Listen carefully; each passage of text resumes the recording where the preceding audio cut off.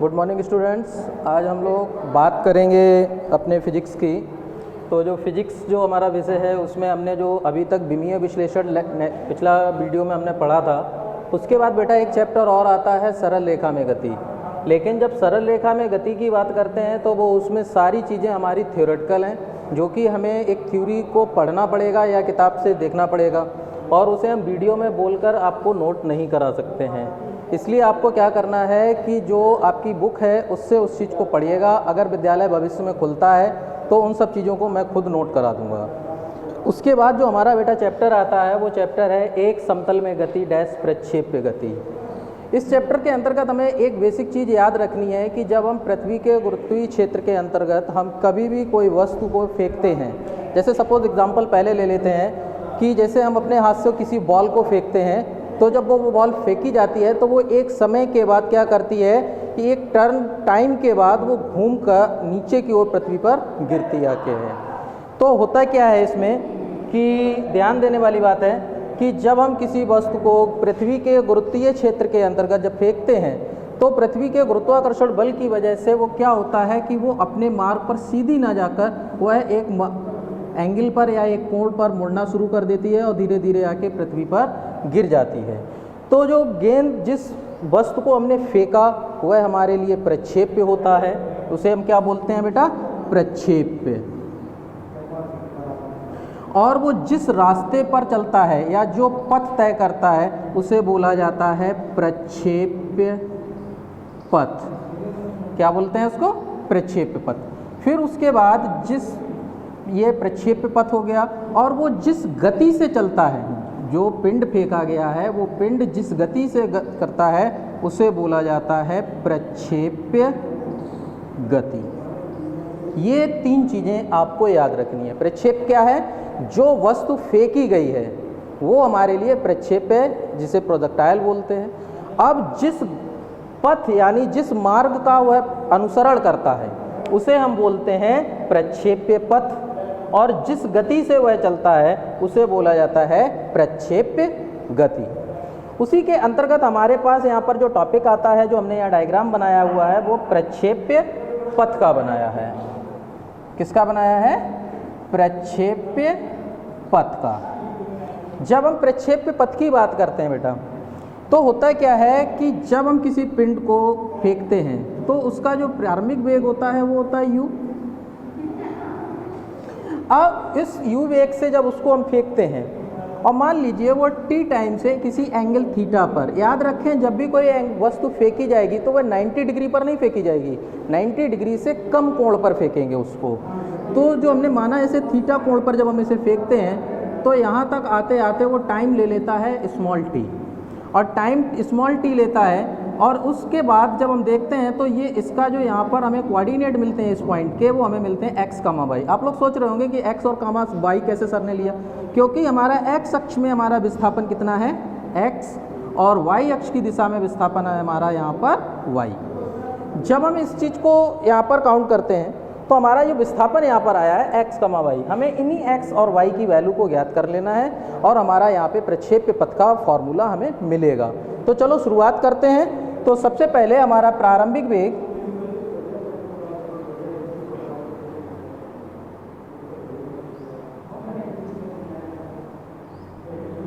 ux, हमने माना प्रारंभिक वेग हमारा ux है, और वो हमारे लिए x अक्ष की दिशा में हमारे लिए इसके कोऑर्डिनेट्स के वो क्या नाम घटक क्या रहेगा? u cos theta. अब चूंकि ये x अक्ष की दिशा में चल रहा है तो इस दिशा में इसका एक्सीलरेशन बेटा होगा हमारा 0, यानी कि ax हमारा क्या होगा? 0 होगा। इसी वजह से अब इसका y अक्ष की दिशा में ये जो प्रारंभिक वेग है हमारा ये है क्षैतिज दिशा के लिए, क्षैतिज दिशा के लिए है ये बेटा। अब हम यहाँ पर इसके लिए ऊर्ध्वाधर दिशा,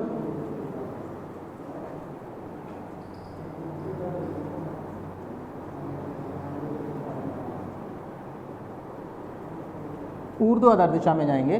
तो ऊर्ध्वाधर दिशा में हमारे लिए यहाँ पर इसका कितना हो जाएगा बेटा घटक? u का क्यू बाई बराबर हमारे लिए u साइन थीटा, और इसका एक्सीलरेशन जो रहेगा वो a बाई क्योंकि ये इसका एक्सीलरेशन वाई अक्ष की डायरेक्शन में, लेकिन कितना होगा, ये पृथ्वी के गुरुत्वीय त्वरण के बराबर। लेकिन गुरुत्वीय त्वरण वस्तु को नीचे की ओर खींचता है और गेंद हमारी ऊपर की ओर जा रही है, तो हमारे लिए यहाँ पर एक माइनस चिन्ह आना स्वाभाविक है और माइनस चिन्ह लगाना भी पड़ेगा क्योंकि यह गुरुत्वीय त्वरण के विरुद्ध कार्य कर रहा है, इसलिए हमारे लिए यहाँ पर ये माइनस चिन्ह आ गया। अब काम क्या करना है कि t समय के बाद कंडीशन देखते हैं। माना पिंड t समय में A पर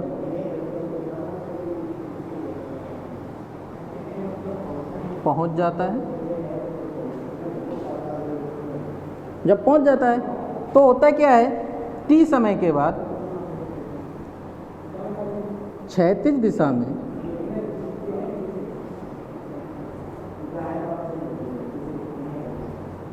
विस्थापन हमारा कितना होगा, x,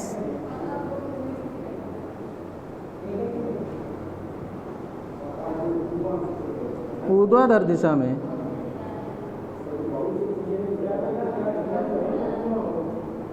विस्थापन y। ये हमारे विस्थापन हुए क्षैतिज और ऊर्ध्वाधर दिशा में। अब क्षैतिज और ऊर्ध्वाधर दिशा में जो विस्थापन हुए हैं, तो अब इसकी वैल्यू को हम निकालते हैं। क्षैतिज दिशा में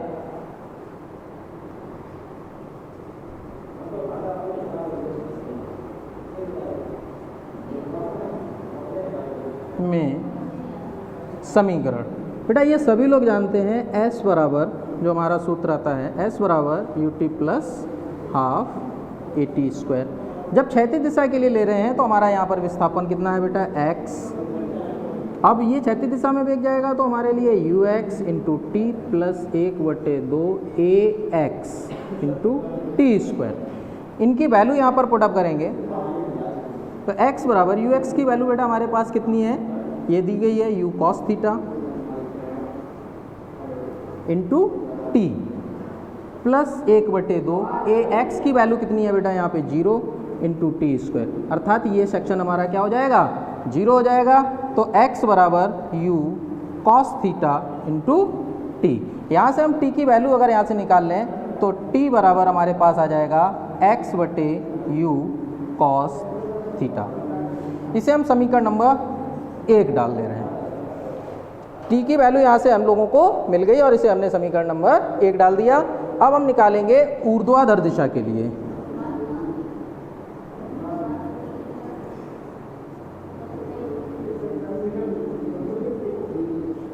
अब ऊर्ध्वाधर दिशा के लिए बात करेंगे, सूत्र हम यही यूज करेंगे। तो हमारे लिए बेटा ये हो जाएगा y बराबर uy into T plus 1/2 ay into T²। अब हम क्या करेंगे, इनकी वैल्यू रख देंगे। तो y बराबर uy तो हमारे लिए कितना है, u sine theta into T plus 1/2 ay की वैल्यू कितनी है, -g इंटू T²। अब यहाँ पर हमारा माइनस चिन्ह आ गया, माइनस चिन्ह इसके साथ प्लस माइनस हमारा क्या हो जाएगा, माइनस हो जाएगा। तो हम इसको आगे बढ़ाते हैं।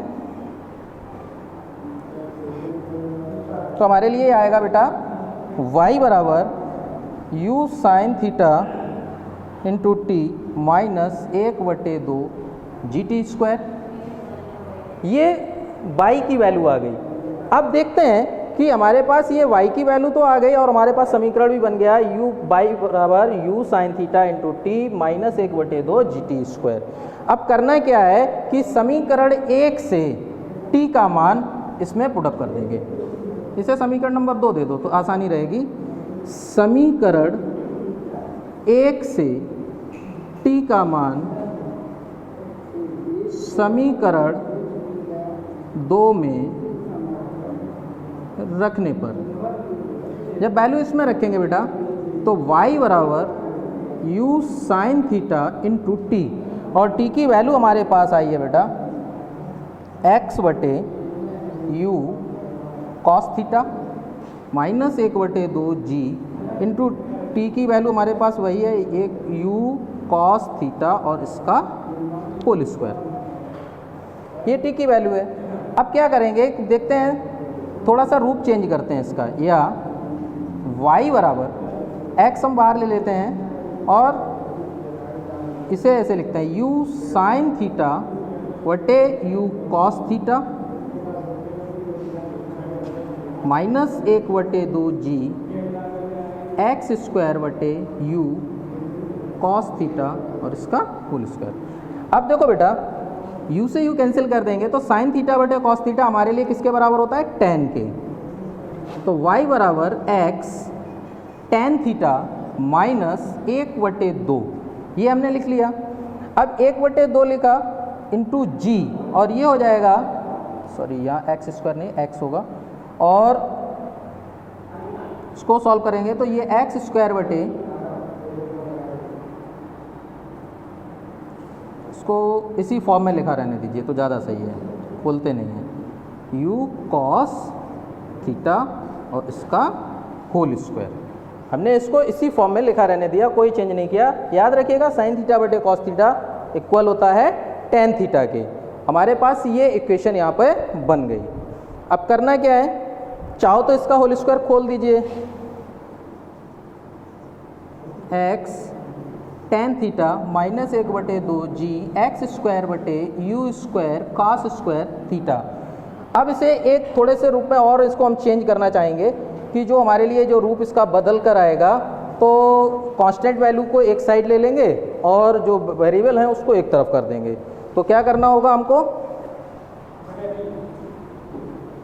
y बराबर x tan theta minus g बटे 2u square cos square theta into x square.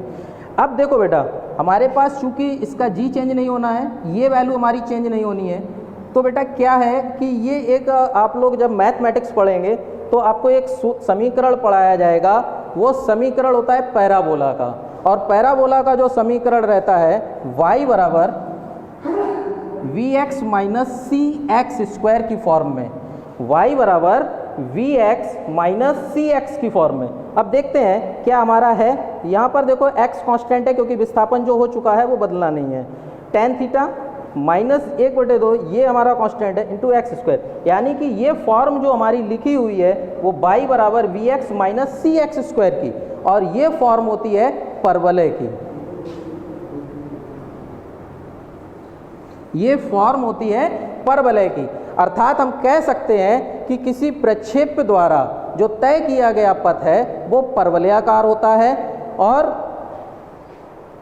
कैसा पथ होता है हमारा, परवलयाकार। और इसी को हम यहाँ पर ज्ञात कर रहे थे कि हेडिंग हमारी क्या थी, प्रक्षेप्य पथ, यानी कि पथ ज्ञात कर रहे थे कि पथ कैसा होता है। तो जो पथ है हमारा वो कैसा होता है, परवलयाकार।